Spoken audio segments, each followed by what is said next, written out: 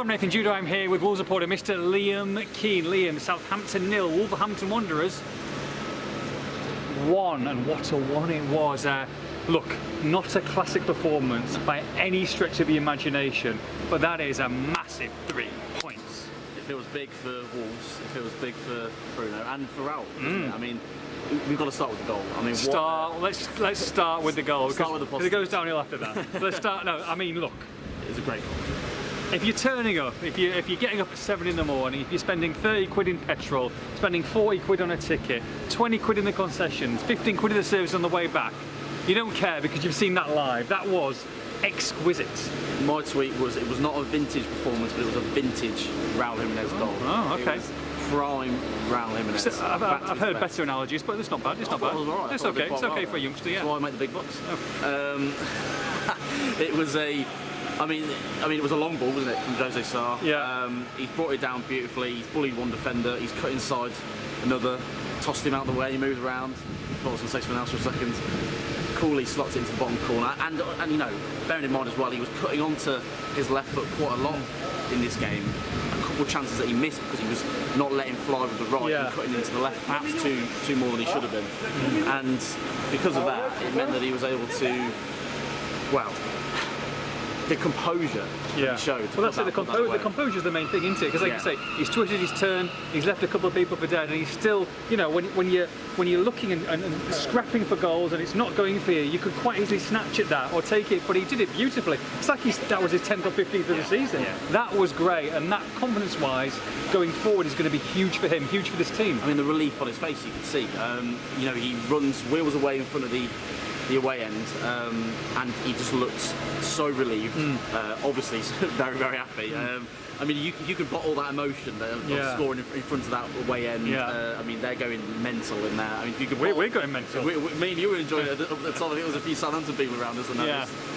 If you could bottle that emotion and sell it, I mean, you'd be a billionaire. You know, I mean, that is what football's all about, and I'm so glad for him personally because you know we've had a chat with him in that big media thing he did a few months back. That big media thing he did. He was like, you know what I mean? Yeah, he did that big interview or whatever. You know, he's got a young family. He had this horrific injury. You know, you want him to do well. So it's so nice for him to get the goal for him personally, but also in the short term for Wolves to get 3 points at a time when they really did need a result, didn't they? You know, you go into the Newcastle game in a week's time, or less than a week now, 6 days, without a win here, or you know, even a loss here, which at one point it could have happened. The pressure's on. This gives Bruno a little bit of breathing space, and it's nice. Yeah, it was an important goal. It was an important 3 points. They needed to be better second half because the first half was pretty poor, to be honest. And we were a little bit damning, but I think that, you know, team selection shocked us all, shocked everybody, I think. And look, first 45 minutes, I thought they were average. I mean, luckily Southampton were average as well, but the passing was astray. This team are going to take time to gel. I get that, but at the same time, these are simple passes that were not going to feet, and they put pressure on themselves. And thankfully, like you say, Raul's come up with a business because first half it wasn't good enough, was it? No, it was very laboured, wasn't it? Was the word. They were breaking into the final third quite nicely at times. You know, a couple of decent passes, and they get, you know, Semedo into a few positions, Podence got into a few positions, and it's the intensity in the final ball wasn't quite there. You know, there wasn't the eye for a pass. There were so many passes from Podence, particularly actually, that were very astray in the first half. And they're losing opportunities there because they seem to slow the game down so much as they got towards the Southampton goal, and that was what was almost frustrating. You were willing them to go, you know, that extra step, that extra bit of pace, and they weren't showing it. You know, pick out a few names. Marcelo, a poor first half. He was a bit more solid second half. Podence again didn't look after the ball very well. Quang was a little bit anonymous. You know, Brown was isolated. It wasn't quite working. I was surprised not to see any changes at half time. The goal almost came out of nothing, and the second half performance was marginally better. I wouldn't go out on a limb and say it was brilliant, but what they did show was a bit of grit, a bit of determination to press Southampton back at a time when they were pushing for a goal. You know, they had the crowd here all on their backs trying to get a goal, and Wolves, you know, showed a bit of fight, determination, grit, held on to the result, got the win.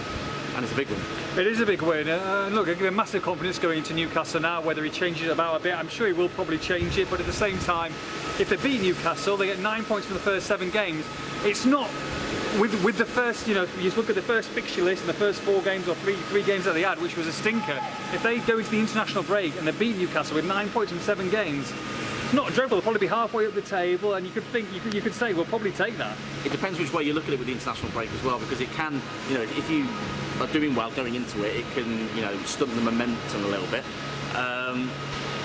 But similarly, going into it not playing well or not getting results, it just leaves more time for the pressure to bubble and boil over a little bit, doesn't it? So it depends which way you look at it. Regardless, you have to play the fixtures out in front of you. If you can go into Newcastle now, and I mean, Newcastle got 1 or 2 dangerous players, but let's be honest, they haven't got a tactical genius behind the helm, and they are struggling a little bit. If they can get a result at home, I say result, if they can get a win, they're at home against Newcastle, you should be aiming for a win. If you can get a win in that game, come away with 6 points out of these 2, I would agree with you. I think from where they were 7 days ago, it's a nice mini turnaround, and you've got to build on that. Southampton 0, Wolves 1. For all the post-match reaction, make sure you log on to expressandStar.com.